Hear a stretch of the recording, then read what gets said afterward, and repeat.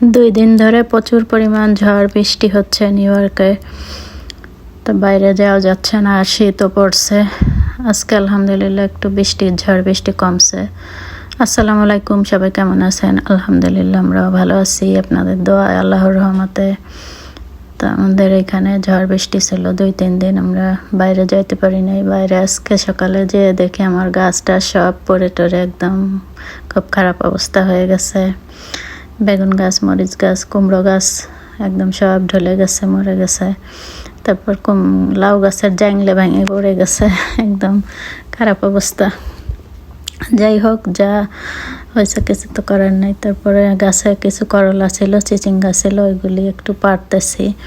আর ভাগ্নে আসছে, ওকে দিয়ে পাড়াচ্ছি। কারণ আমি একদম জাংলের নিচে যাইতে পারতেছি না, মানে যাইলেও অনেক কষ্ট হয়ে যায়, ভিডিও করা যায় না। তো ওকে দিয়ে পাড়াচ্ছি, ওকে বলতেছি, ওই যে বলতেছে আপনার কাছে করলা আছে, অনেক পারবো? আছে, হ্যাঁ পার।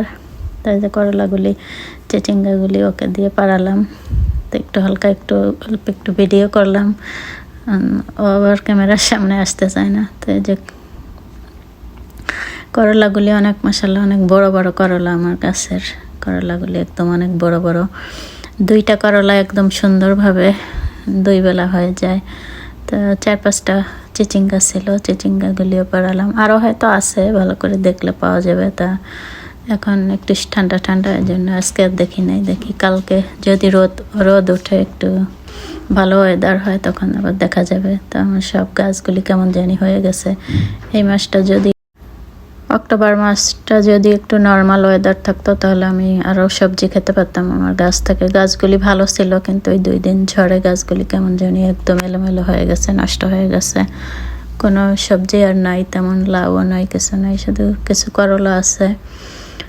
তো করলাগুলি আজকে পেড়ে নিলাম। আরও কিছু আছে আমার করলা গাছে, লাস্টের দিক দিয়ে এসে করলা হয়েছে। প্রথম 2 বার আমার গাছ, দুঃখের বিষয়ে গাছগুলি মরে গেছে।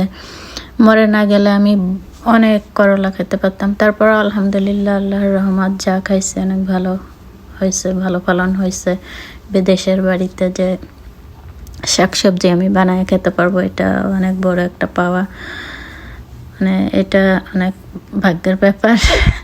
অনেকে তো বাংলাদেশে থাকে, অনেক জায়গা থাকে, তাও শাকসবজি করতে পারে না। আর আমরা বিদেশে থেকেও শাকসবজি বানায় খাচ্ছি। এটা কি আর বলবো, এটা খাওয়ার মজাটাই আলাদা। খাওয়ার চেয়ে এটা দেখা, গাছ থেকে তোলার আনন্দ যে কত, সেটা বলে বোঝানো যাবে না। আমার তো এত ভালো লাগে যে ঝড় বৃষ্টি হয়ে গেছে, আমি সাথে সাথে